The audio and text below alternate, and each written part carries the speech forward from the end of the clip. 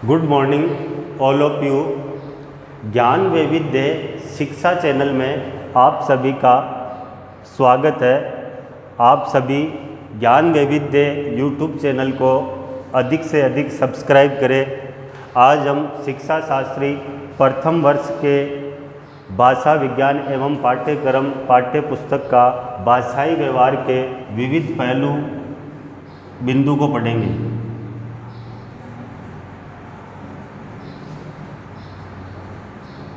भाषा व्यवहार के विविध पहलू।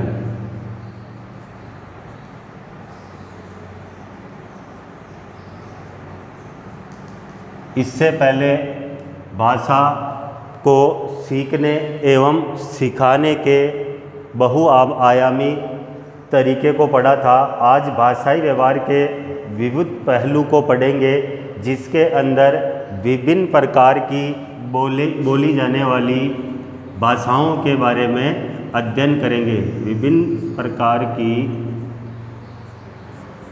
बोली जाने वाली भाषाएं।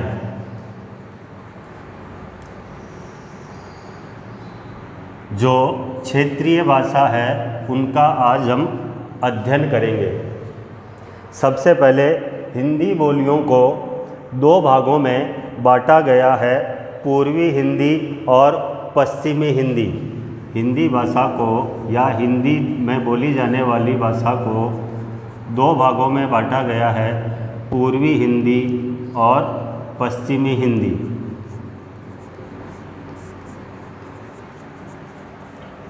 पूर्व में बोली जाने वाली हिंदी भाषा और पश्चिम में बोले जाने वाली हिंदी भाषा।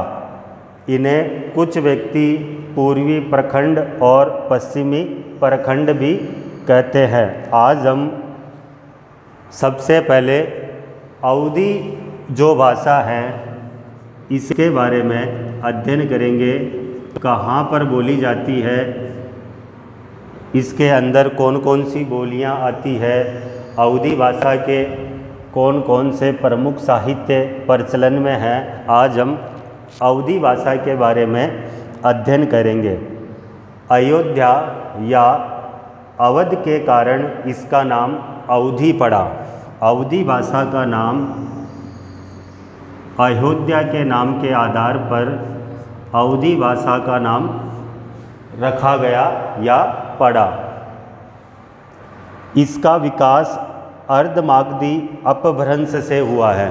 अवधी भाषा का जो विकास है या इसका जो अर्थ है वो मागधी अपभ्रंश से हुआ है। यह प्रदेश प्राचीन काल से कोसल प्रदेश के अंतर्गत था, इसलिए इसे कोसली भी कहते हैं। अवधी भाषा को कोसली भाषा भी कहते हैं, क्योंकि यह जो प्रांत है यह कोसल प्रदेश के अंतर्गत आता था, इसलिए इसे कोसली बोली भी या कोसली भाषा भी कहा जाता है। इसकी एक उपबोली, इस अवधी भाषा की एक उपबोली है जिसे बेसबाड़ी कहा जाता है। इसकी एक उपबोली है जिसे बेसबोड़ी कहा जाता है। ये अवधी भाषा की उपभाषा है। कुछ लोग इसे बेसबाड़ी भी कहते हैं, जो उचित नहीं है, अनुचित बताया है इसे।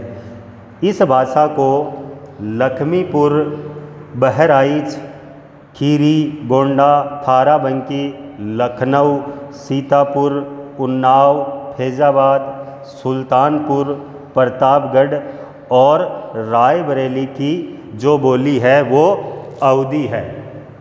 इसके ये मुख्य स्थान है लखमीपुर,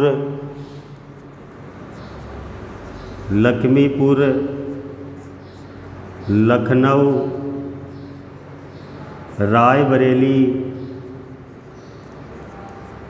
ये उत्तर प्रदेश के मुख्य स्थान है जहाँ पर यह बोली जाती है। और जो ये उत्तर प्रदेश के लखीमपुर, बहराइच, सुल्तानपुर, प्रतापगढ़, उन्नाव, फैज़ाबाद ये उत्तर प्रदेश का सबसे बड़ा विस्तृत भूभाग है जहाँ पर अवधी भाषा बोली जाती है। इनके अलावा जौनपुर, मिर्ज़ापुर के पश्चिमी भाग, फतेहपुर, इलाहाबाद में भी अवधी ही भाषा बोली जाती है। इसको बोलने वालों की संख्या लगभग 3 करोड़ बताई गई है। 3 करोड़ व्यक्तियों के द्वारा अवधी भाषा को बोला जाता है। अवधी के जो प्रथम कवि हुए हैं, अवधी भाषा के जो प्रथम कवि हुए हैं, मुल्ला दाऊद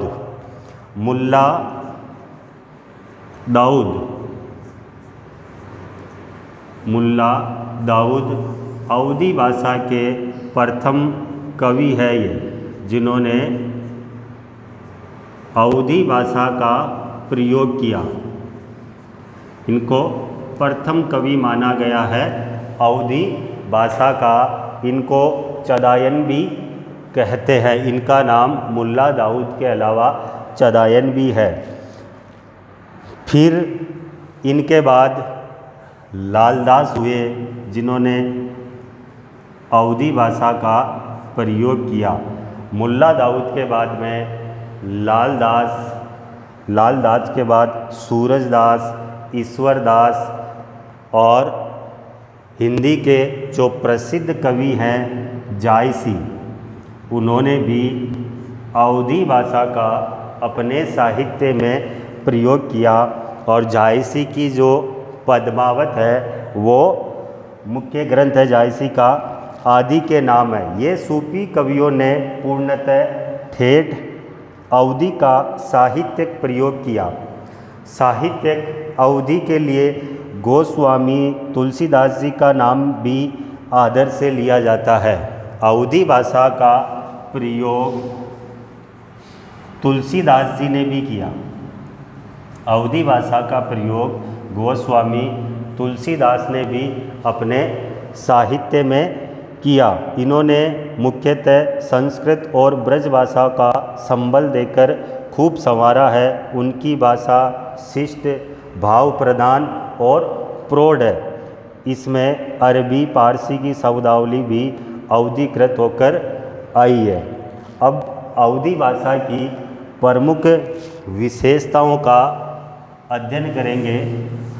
अवधी भाषा उत्तर प्रदेश के लखनऊ, इलाहाबाद, जौनपुर, फैज़ाबाद, सुल्तानपुर, प्रतापगढ़, उन्नाव, थाराबंकी, गोंडा और खीरी, इन क्षेत्रों में लगभग 3 करोड़ व्यक्तियों के द्वारा बोली जाती है। अवधी भाषा का जो सर्वप्रथम प्रयोग या हम कहें प्रथम कवि तो मुल्ला दाऊद थे। उनके बाद लालदास ने किया, लालदास जी के बाद में सूरजदास जी ने किया, ईश्वरदास ने किया, जायसी ने किया, तुलसीदास जी ने किया। ये सब अवधी भाषा के विद्वान हुए हैं। इसके बाद अवधी भाषा की प्रमुख विशेषताएं, इस भाषा की विशेषताएं क्या क्या है, तो अवधी भाषा, इसमें संज्ञा शब्दों के 3 रूप होते हैं। अवधी भाषा में संज्ञा शब्दों के 3 रूप होते हैं। जिस प्रकार से घोड़ा, उसको घोर, घोखा और घोरोना, ऐसे ही बेटी, बिटिया, बिटिवा आदि इस प्रकार से कह सकते हैं कि इसमें संज्ञा शब्दों के 3 रूप होते हैं। कारक या परसर्गों में ने बिल्कुल नहीं है। कर्म संप्रदाय होता है अवधी भाषा में। इसके अलावा जैसे एक मनई के दुई वेरवे रहीन, ओई जुन ओकर जेठ, बेटवा खेत में सो रहा, हम उठ के बाप के लग जाइए उवर अबे कहब। ये अवधी भाषा का उदाहरण है। तो अवधी भाषा को हमने पढ़ा। अवधी भाषा का नाम अयोध्या या अवध के कारण अवधी भाषा पड़ा। इसका विकास अपभ्रंश से हुआ, मागधी अपभ्रंश से हुआ। यह प्रदेश काल प्राचीन समय में कौशल प्रदेश के अंतर्गत था, इसलिए अवधी भाषा को कोसली भाषा भी कहते हैं। इसकी एक उपबोली भी है जिसे बेसबाड़ी कहते हैं। अवधी भाषा उत्तर प्रदेश के विस्तृत भूभागों में बोली जाती है और इसे बोलने वालों की संख्या 3 करोड़ बताई है। इसके प्रथम कवि चदायन मुल्ला दाऊद थे और इसके अंदर पारसी अरबी की शब्दावली भी मिलती है। इसके बाद में जो दूसरी बोली है वो है बघेली। ये क्षेत्रीय भाषा है। अवधी के बाद में बघेली, ये भी उत्तर प्रदेश में ही बोली जाती है, बघेली।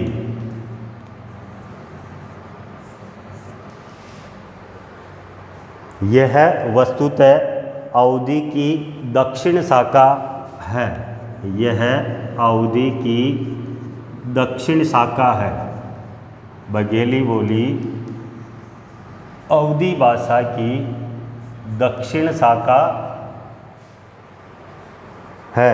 यह नाम जनमत के आधार पर है। जनमत जनता के या क्षेत्रीय व्यक्तियों के बोलते बोलते इसका नाम बघेली पड़ा। भाषा वैज्ञानिक आधार पर नहीं है। 12वीं सदी के राजा न्याग्रदेव द्वारा बघेल वंश प्रारंभ हुआ। इसी से इस देश का नाम बघेलखंड पड़ा और बोली का नाम बघेली पड़ गया। ये वैज्ञानिक नाम नहीं है बघेली, ये है स्थानीय लोगों के द्वारा रखा गया नाम है। इसका क्षेत्र उत्तर प्रदेश की सीमा से लेकर मध्य प्रदेश में बालाघाट तक तथा पश्चिम में दमोह, बांद्रा, पूर्व से मिर्ज़ापुर, छोटा नागपुर एवं बिलासपुर तक फैला हुआ है। यह जो बोली है यह उत्तर प्रदेश, मध्य प्रदेश व महाराष्ट्र के कुछ क्षेत्रों में बोली जाने वाली भाषा है। इनको बोलने वालों की संख्या, बघेली भाषा को बोलने वाले लोगों की संख्या लगभग 1 करोड़ है। बघेली में ललित साहित्य नहीं लिखे गए हैं और ना उनका उतना महत्वपूर्ण इसका साहित्य में योगदान है। इसमें कुछ धार्मिक ग्रंथ, लोकगीत, कथाएं जरूर लिखी गई है। बघेली भाषा के अंदर वैज्ञानिक साहित्य की रचना नहीं हुई है। इसके अंदर केवल लोकगीत, कथाएं लिखी गई हैं। इसके बाद में आती है छत्तीसगढ़ी। छत्तीसगढ़ी पहले अवधी पढ़ी, उसके बाद बघेली पढ़ी, उसके बाद में छत्तीसगढ़ी। यह भाषा मध्य प्रदेश के पलामू की सीमा से लेकर बसवर तक व पूर्व में उड़ीसा तक फैला जो क्षेत्र है वह छत्तीसगढ़ी भाषा का क्षेत्र है। छत्तीसगढ़ी के कारण ही इसका नाम पड़ा। कुछ लोगों का विचार है कि चेदी राजाओं के कारण इसका नाम चेदीरागढ़ था, जो बिगड़कर छत्तीसगढ़ हो गया। कुछ लोग मानते हैं कि इस छत्तीसगढ़ी जो भाषा है इसका निर्माण चेदी राजाओं के कारण पहले चेदीरागढ़ था, लेकिन कालांतर में वह नाम बिगड़कर छत्तीसगढ़ी हो गया। इसमें रायगढ़, बिलासपुर, सुर, यह रायगढ़, बिलासपुर, सुर, गुंजा, कोरीबा, खेरागढ़,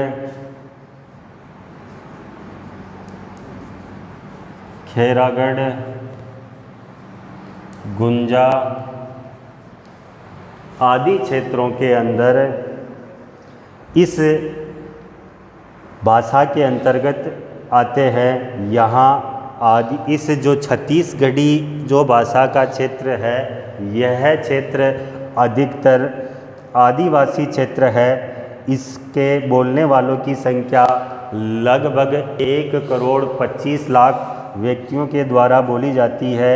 इसमें प्राचीन साहित्य बिल्कुल भी नहीं है। इसका एक उदाहरण, एक ठन मनके के दुई बेरवा रहीन, तबो बोकर लड़का बेखा खेत रहीसा माँ, मैं उठ के अपना ददा मेर जात ओ और बोला गोटियाँ हो। इस प्रकार की यह भाषा है। इसके बाद में आती है भोजपुरी। इसके बाद में आती है भोजपुरी भाषा।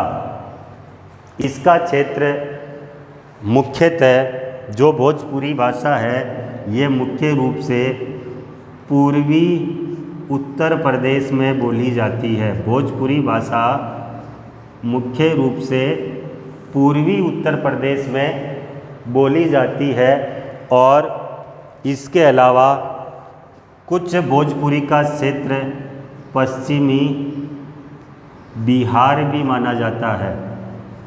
तो जो भोजपुरी भाषा है वो पूर्वी उत्तर प्रदेश एवं पश्चिमी बिहार में बोली जाती है। ये क्षेत्र पूरा क्षेत्र मल जनपद के अंतर्गत आता है। यहीं राजा भोज के वंशजों ने भोजपुर की स्थापना की थी। यहाँ पर जो भोजपुरी भाषा है, यह राजा भोज के वंशजों ने भोजपुर की स्थापना की थी। अतः इस क्षेत्र का नाम भोजपुर एवं बोली का नाम भी भोजपुरी पड़ा। राजा भोज के कारण इस बोली का नाम भोजपुरी पड़ा एवं ये जो बोली पूर्वी उत्तर प्रदेश और पश्चिमी उत्तर प्रदेश का जो क्षेत्र है, इसे भोजपुर प्रदेश कहते हैं। बनारस, इसके बाद में इसके अंदर आ गया बनारस, गाजीपुर, बनारस, गाजीपुर, बलिया, आजमगढ़,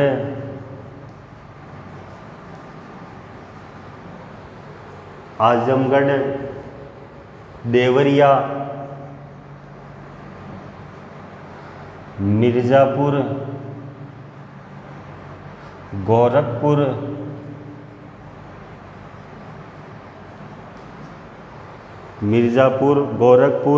जौनपुर, बस्ती बिहार के, शाहाबाद, सारण, चंपारण, रांची, ये बिहार के क्षेत्र है जहाँ पर अवधी भाषा भोजपुरी भाषा बोली जाती है। ये सबसे बड़ी बोली मानी जाती है। इसके बोलने वालों की संख्या लगभग 4 करोड़ बताई गई है। सबसे बड़ी या सबसे अधिक बोले जाने वाली भाषा है। इस भाषा को लगभग 4 करोड़ व्यक्तियों के द्वारा बोली जाती है। इसमें संत कबीरदास, धरणीदार, धर्मदास और शिव नारायण जैसे प्रसिद्ध ज्ञानी व साहित्यकार हुए हैं। वर्तमान काल में यह भाषा अधिक लोकप्रिय भाषा है। इस भाषा में 25 से 30 चलचित्र बन चुके हैं, फिल्में बन चुकी है। इसमें नाटक, कहानियाँ और काव्य भी रचे गए हैं। यह अत्यंत कोमल, मधुर व लोकप्रिय भाषा है। अन्य क्षेत्रों में इसकी व्यापकता है। इस भाषा के लोक कवियों में भिखारी व ठाकुर प्रसिद्ध है। इसके बाद में भाषा आती है मैथिली।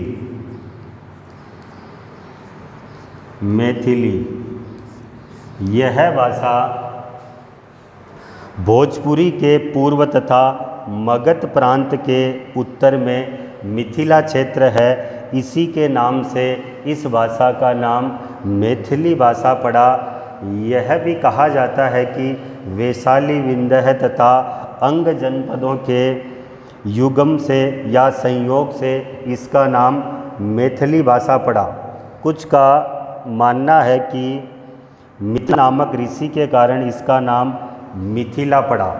कुछ लोग मिथि नामक राजा से भी इसका संबंध बताते हैं और उसी राजा के नाम से इस भाषा का नाम मिथिली पड़ा। इस बोली के क्षेत्र में मुजफ्फरपुर, पूर्णिया, दरभंगा, उत्तरी मुंगेर, भागलपुर जिले यह विशुद्ध बिहारी बोली है। इसके बोलने वाले की संख्या लगभग 2 करोड़ से अधिक है। विद्यापति के जो काव्य हैं वो मैथिली की ख्याति को अधिक बढ़ाते हैं। इसके अलावा गोविंद दास का नाम भी इस मैथिली भाषा के लिए प्रसिद्ध है। कभी यह बोली बांग्ला भाषा के अंतर्गत मानी जाती थी, जो मध्यकाल में रणजीत लाल, जगत प्रसाद मल जैसे नाट्यकार, संत कवियों में साहेब रामदास, कृष्ण भक्त कटी मन बोजा आते हैं। आधुनिक काल में चंदा जां, तंत्रनाथ जां व हरिओम जां के नाम प्रसिद्ध है मैथिली भाषा के लिए। तो आज हमने मुख्य रूप से अवधी भाषा, बघेली भाषा, छत्तीसगढ़ी भाषा और मैथिली भाषा के विषयों का अध्ययन किया और इसके अलावा बोले जाने वाली भाषाओं का अध्ययन हम आगे वाली क्लास में करेंगे। नमस्कार।